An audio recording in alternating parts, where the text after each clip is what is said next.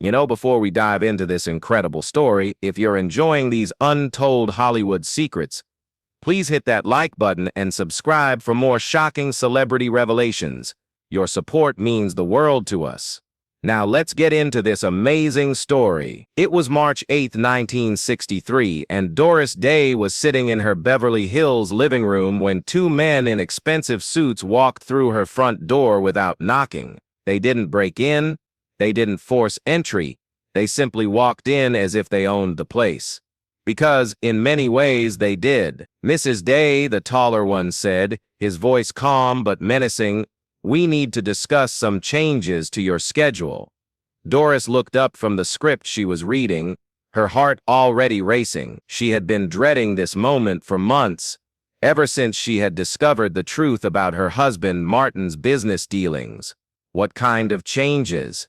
she asked, trying to keep her voice steady.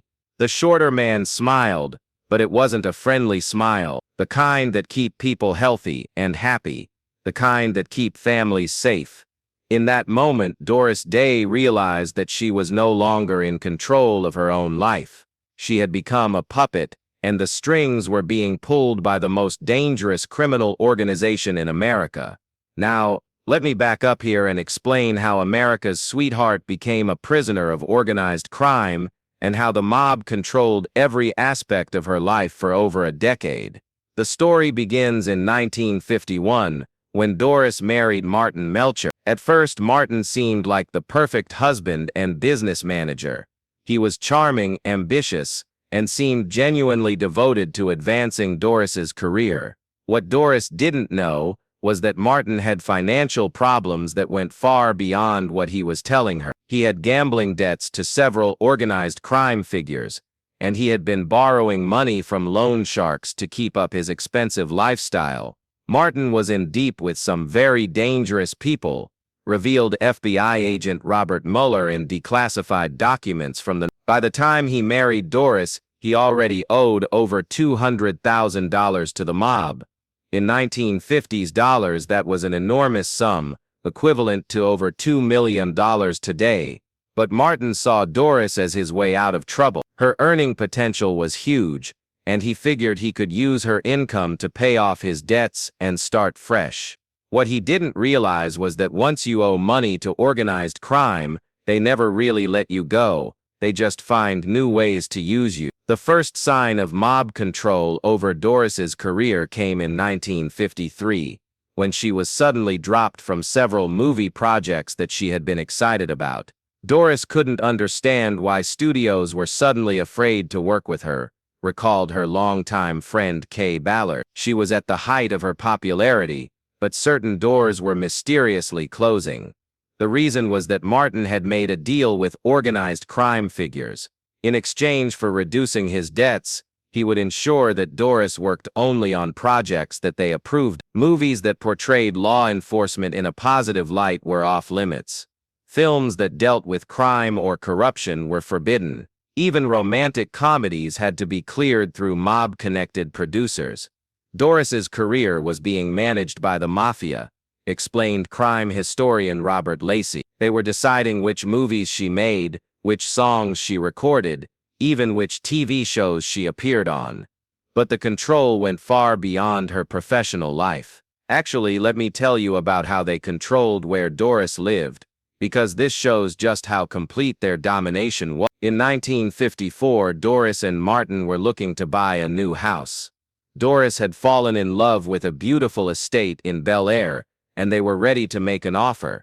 But Martin suddenly announced that they would be moving to a different house entirely, one that Doris had never even seen. "I don't understand," Doris said. "Why can't we buy the house we talked about? The neighborhood isn't right for us." Martin replied vaguely.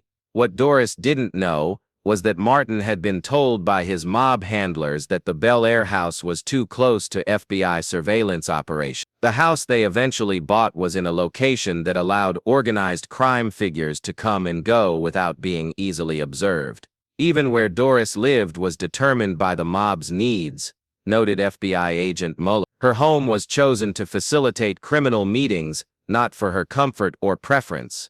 The house became a regular meeting place for organized crime figures from across the country. Doris was usually sent away during these meetings, told that Martin was having business conferences that she didn't need to attend. I would come home from the studio and find cigar smoke in the air and strange men's voices coming from Martin's office, Doris recalled years later. But I was never allowed to know who had been there or what they had discussed. Don't forget to comment below and let us know what other celebrity mob connections you'd like to hear about. The control over Doris's life became even more invasive when the mob began dictating her personal relationships. In 1955, Doris struck up a friendship with actress Grace Kelly, who was about to become Princess of Monaco. The two women genuinely liked each other and began spending time together socially. But the friendship was abruptly ended when Martin told Doris that Grace was not the right kind of person for her to associate with.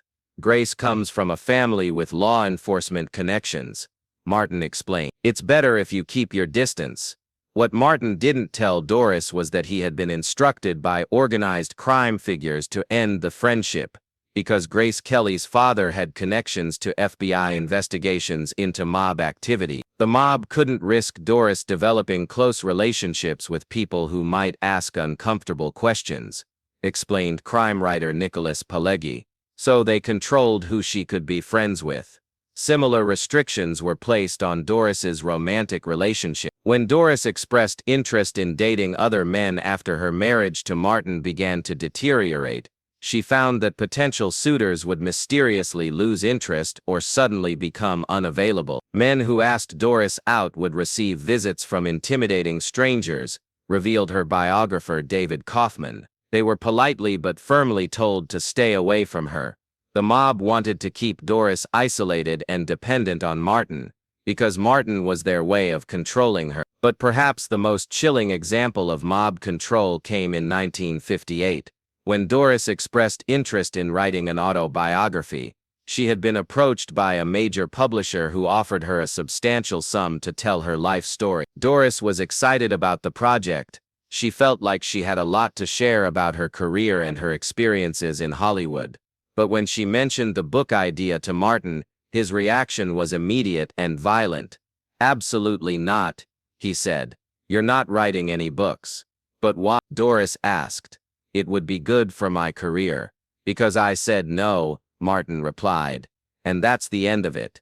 What Doris didn't understand was that Martin had been told by organized crime figures that an autobiography was too dangerous. Doris might accidentally reveal information about the criminal meetings in her home, or mention people she shouldn't mention. A book by Doris would have been examined very carefully by law enforcement, noted FBI agent Mueller. The mob couldn't risk that kind of scrutiny. The psychological impact of this constant control was devastating for Doris. She began to suffer from anxiety attacks, insomnia, and depression. She felt like she was living in a prison, but she couldn't understand why. Doris knew something was wrong, but she couldn't figure out what, observed her longtime psychiatrist, Dr. Eugene Landy. She felt like she was being controlled, but she didn't know by whom. The control became even more obvious when it came to Doris's finances. Despite being one of the highest-paid performers in Hollywood, Doris never saw most of her money. Martin controlled all of their finances, claiming that he was investing her earnings wisely. But in reality, much of her money was going to pay off his debts to organized crime figures. Doris was working constantly but never seemed to have much money to show for it, recalled her accountant Jerome Rosenthal. Martin always had explanations for where the money went, but they never quite added up. When Doris occasionally asked about their financial situation, Martin would become angry and defensive. "You don't need to worry about money," he would tell her. "That's my job. Your job is to perform and look pretty." But the mob's control over Doris went beyond just money. They controlled her entire public image. Actually, let me tell you about how they even controlled what she wore, because this shows how completely they dominated her life. In 1959, Doris was invited to attend the Academy Awards ceremony. She was excited to wear a stunning black gown that her designer had created especially for the occasion. But Martin suddenly announced that she would be wearing a different dress. A more conservative, wholesome-looking gown in pale pink. The black dress is too sophisticated, Martin explained. It doesn't fit your image. Doris was confused and hurt. But I love the black dress. It's beautiful. You'll wear the pink dress, Martin said firmly. Trust me, I know what's best for your career. What Doris didn't know was that organized crime figures had specific ideas about how she should present herself to the public. They wanted her to maintain the innocent, wholesome image that made her valuable to them. A sex symbol might be harder to control, might ask more questions, might demand more independence. They needed Doris to stay America's sweetheart, explained entertainment lawyer Mickey Rudin. Any change in her image was seen as a threat to their control. The mob even controlled Doris's charitable activities. When she wanted to support certain causes or attend fundraising events, she often found that her schedule was mysteriously full or that Martin had business commitments that prevented her participation. Doris wanted to be involved in civil rights organizations and anti-poverty programs, noted civil rights leader Dorothy Height, but she was always prevented from participating by her management. The reason was that organized crime figures didn't want Doris associated with causes that might put her in contact with law enforcement officials or government investigators. But perhaps the most heartbreaking aspect of the mob's control was how they isolated Doris from her own family. Doris had been very close to her mother, Alma, but their relationship became strained after Doris married Martin. Martin would find reasons why Doris couldn't visit her mother, or why her mother couldn't visit them, recalled family friend Marion Chappell. He created distance between them deliberately. The mob wanted Doris to be completely dependent on Martin, which meant cutting her off from other sources of emotional support. Even Doris's relationship with her son Terry was affected by the mob's control. Terry was often sent away to boarding schools or summer camps, ostensibly for his education, but actually to keep him from witnessing the criminal activities that took place in the family home. Terry rarely saw his mother during certain periods, noted Terry's teacher at the private school he attended. It was as if someone was deliberately keeping them apart. The turning point came in 1962, when Doris accidentally discovered documents in Martin's safe that revealed the extent of his criminal connection. She found contracts showing payments to known organized crime figures, correspondence with mob lawyers, and records of meetings with people she recognized as criminals from newspaper photos. That's when she finally understood why her life had been so controlled, why so many doors had been closed to her, and why she had felt like a prisoner in her own home. But knowing the truth didn't set her free. If anything, it made her situation more dangerous. When Martin discovered that Doris knew about his mob connections, he was forced to tell his criminal associates that their secret was no longer safe. That led to the assassination attempt I told you about in our previous video, and to an escalation of threats and intimidation that continued for the rest of Doris's life. Once Doris knew the truth, she became a liability, explained FBI agent Mueller. The mob couldn't trust her to keep their secrets, so they had to find new ways to control her. The new control mechanisms were even more brutal than before. Doris was told that if she ever spoke publicly about organized crime connections, her son Terry would be kidnapped or killed. She was warned that if she tried to leave Martin or divorce him, she would be murdered and it would be made to look like an accident. She was informed that her every move was being watched, and that any attempt to contact law enforcement would result in immediate retaliation against her and her family. Doris became a prisoner in her own life, observed crime historian Robert Lacey. She was trapped by threats, fear, and the knowledge that the people controlling her were capable of anything. The mob's control over Doris continued until Martin's death in 1968, though even after he was gone, she remained afraid to speak out about what she had experienced. Even after Martin died, Doris was terrified that organized crime figures would come after her if she revealed their secrets, said her close friend Kay Ballard. It wasn't until the 1990s, when most of the criminals who had controlled her life were dead or in prison, that some of the truth about Doris's situation began to emerge.